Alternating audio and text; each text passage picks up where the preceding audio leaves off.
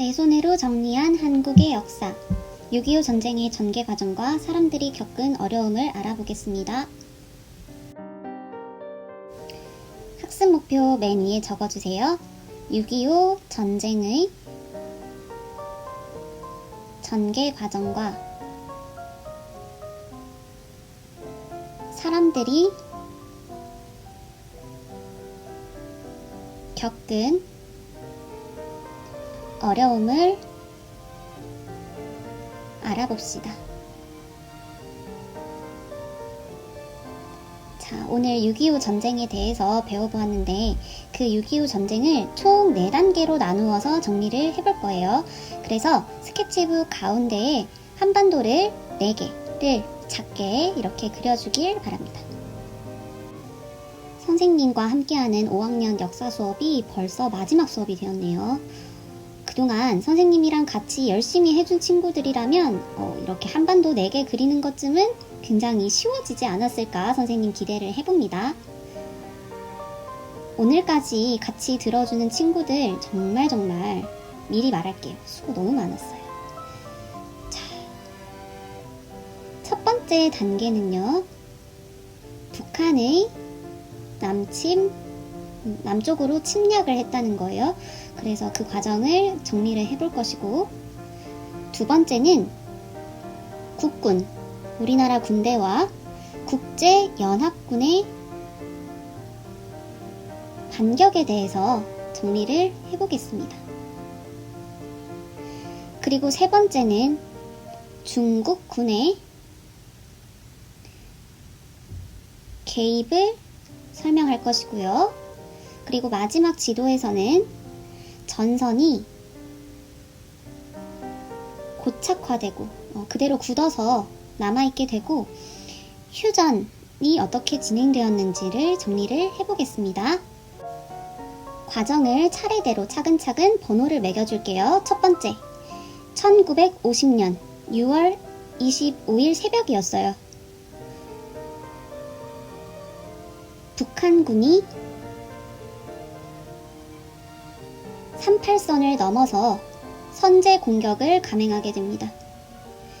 지난 시간에 배웠다시피 우리나라는 38선을 기준으로 나뉘어져 있었어요. 그런데 북한이 선제 공격을 감행하고 38선을 넘어버린 것입니다. 북한은 이전부터 남한을 무력으로 통일하겠다는 준비를 해오고 있었고, 소련으로부터 지원받은 많은 무기들과 이런 탱크 이런 것들을 끌고서 38선을 새벽에 넘은 것이에요.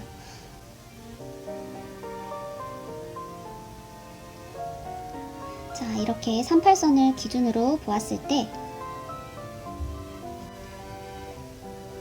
그래서 많은 사람들이 전쟁을 피해서 아래로 피난을 했고요. 국군도 마찬가지로 이 북한의 남침에 낙동강 이남까지 후퇴해야만 했습니다.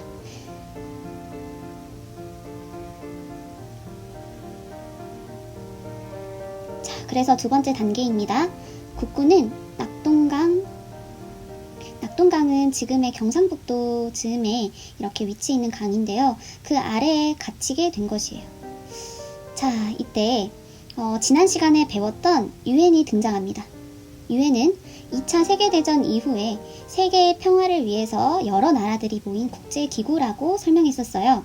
자, 로고 까먹지 않았죠? 이렇게 간단하게 그려주겠습니다. 전쟁이 이제 끝난 줄 알았는데 끝나지 않았던 거예요. 국제연합은 북한의 침략 행위를 당장 중지할 것을 요구했습니다. 그런데 북한이 이를 거부했습니다. 그래서 국제연합은 미국을 중심으로 하여 16개국이 참여한 국제연합군을 남한에 파견하기로 결정합니다. 자, 그래서 두 번째 단계인 국군, 국제연합군의 반격이 시작되게 되는 것인데요. 4번으로 정리해 보겠습니다. 여기서 한 명의 인물을 한번 그려볼게요. 자, 혹시 인천 상륙작전이라는 영화를 본 친구들 있을까요?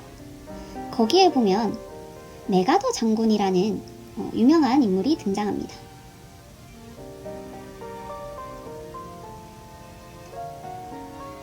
자, 이 장군을 필두로 해서 국제연합군이 이제 대한민국을 돕기 위해 부산으로 오게 되는데요. 맥아더 장군입니다. 자, 그런데 이 장군의 이름뿐만 아니라 이 우리나라를 돕기 위해서 군대를 보내준 고마운 나라들의 이름을 오늘 한번 적어볼까요? 아, 선생님 너무 많아요. 할 수도 있지만 이때 아니면 또 언제 적어보겠어요? 그래서 선생님과 함께 차근차근 정리를 해봅시다. 정말 많은 나라가, 생각지도 못한 나라들이 우리나라를 도와주러 왔다고 합니다. 미국, 영국, 호주, 캐나다, 네덜란드, 프랑스, 그리고 뉴질랜드, 필리핀, 남아프리카 공화국, 아직 끝나지 않았어요. 터키, 태국, 그리스, 벨기에, 룩셈부르크. 자, 이제 두 나라 남았습니다. 에티오피아, 콜롬비아입니다. 와, 정말 많은 나라들이, 이제 이 나라들의 군인들이 우리나라를 돕기 위해서 국제연합군으로서 참전한 것입니다. 기억을 해둘 수 있다면 너무 좋겠죠. 그래서 다섯 번째, 아까 언급했던 영화로도 나온 인천 상륙작전이 개시되게 됩니다. 자, 지금 북한군이 거의 끝까지 이제 한반도를 점령하고 있는 상황에서 맥아더 장군이 결정을 합니다.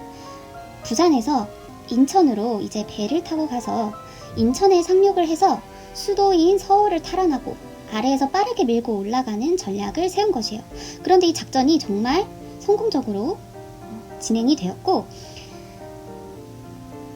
다시 우리의 빼앗겼던 서울 그리고 평양을 다시 되찾고 입성하게 되는 쾌거를 이룹니다. 뿐만 아니라 위로 이렇게 계속 올라가서 통일을 눈앞에 두고 있었어요. 자, 그러나 여기서 통일이 됐으면 지금의 역사는 어떻게 변했을까요? 예상이 잘 안 되지만 그랬으면 좋지 않았을까 싶은데, 비극적인 역사는 여기서 끝나지 않았습니다.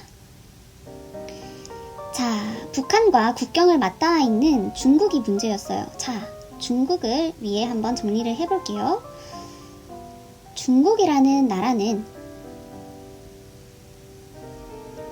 북한과 마찬가지로 공산주의 이념을 가지고 있었고, 미국을 필두로 한 유엔군이 이제 국경에 가까이 다가오기 시작하자 당황을 한 것이죠. 코앞에 지금 누가 와 있는 거예요? 어떻게 보면 중국 입장에서는 적군이라고 볼 수 있는 유엔군이 이제 와 있는 거죠. 그래서 북한을 중국이 돕습니다.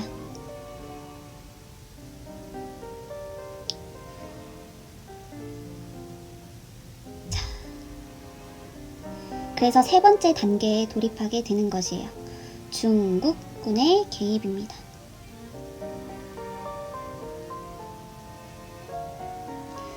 아까 설명으로 들었다시피 어마어마하게 많은 군인들이 이제 아래로 밀고 내려옵니다.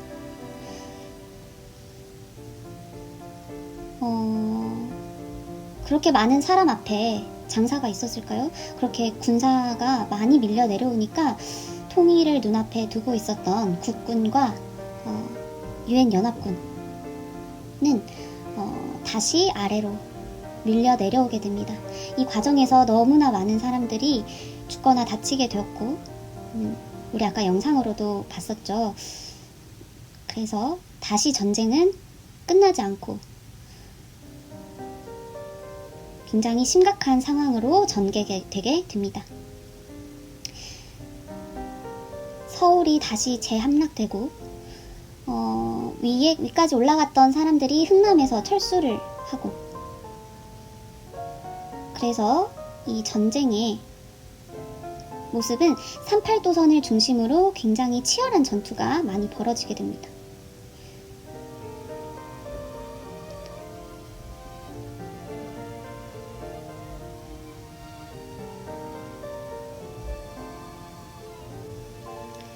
너무나 많은 목숨들이 희생되었습니다. 그리고 피난을 가지 못했던 사람들은 인민군이 들어닥쳤다가 국군이 들어닥쳤다가 그래서 이 과정에서 굉장히 많은 고초를 겪기도 합니다. 자, 9번째로 소련이 휴전을 제안하게 되고요. 그 이후에도 크고 작은 전투가 있었고 결국에는 판문점에서 정전협정이 체결이 됩니다. 자, 38도선을 이렇게 그려봤는데요. 지금 우리나라의 휴전선이 이렇게 그려볼 수 있겠는데 이 선을 긋는데도 너무나 많은 다툼과 그런 싸움이 있었습니다.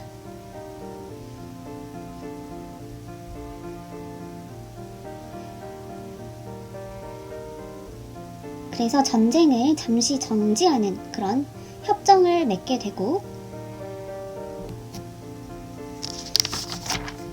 그때 그은 휴전선이 1953년이었는데 지금 2020년까지도 계속 지속되고 있습니다.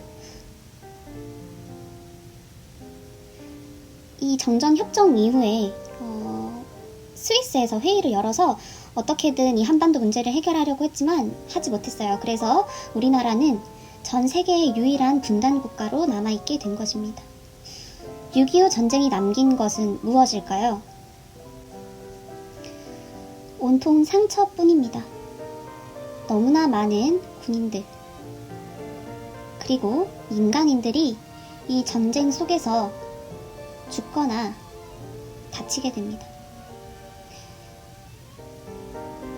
국토는 정말 그야말로 황폐화되었다고 하고요. 건물들이 다 부서지고 남아있는 게 거의 없을 정도였다고 하니 뿐만 아니라 전쟁 고아가 생기고 가족이 서로 떨어져야만 하는 그런 불행한 역사를 남기게 됩니다. 작년에 선생님이 제자한테 역사를 이렇게 가르쳐 주니까 선생님 제자가 이런 말을 하는 거예요. 선생님, 우리나라는 왜 이렇게 아픈 역사밖에 없을까요? 선생님도 동의합니다. 너무나 많은 상처가 우리 역사 속에 있고 역사 수업을 받다 보면 그래서 좀 괴롭기도 하죠. 왜 우리나라는 이런 아픔들을 겪어야만 할까? 그런데 뭐든지 아픔이 있으면 그만큼 성장한다고 선생님은 생각합니다. 우리가 5학년 사회 시간에 이렇게 역사를 열심히 배웠고 앞으로도 역사 수업을 쭉 듣게 될 텐데요. 그때마다 우리는 뜻깊은 교훈을 얻게 될 것이고 더욱더 멋진 어른으로 성장하게 될 것이라고 선생님은 그렇게 생각합니다. 자, 선생님과 같이 공부 열심히 해준 친구들 너무너무 고맙고요. 다음 시간에 만날 수는 없겠네요. 오늘이 마지막이니까. 그래도 여러분들의 미래를 선생님은 항상 응원하겠습니다. 그동안 수고 많았습니다. 끝.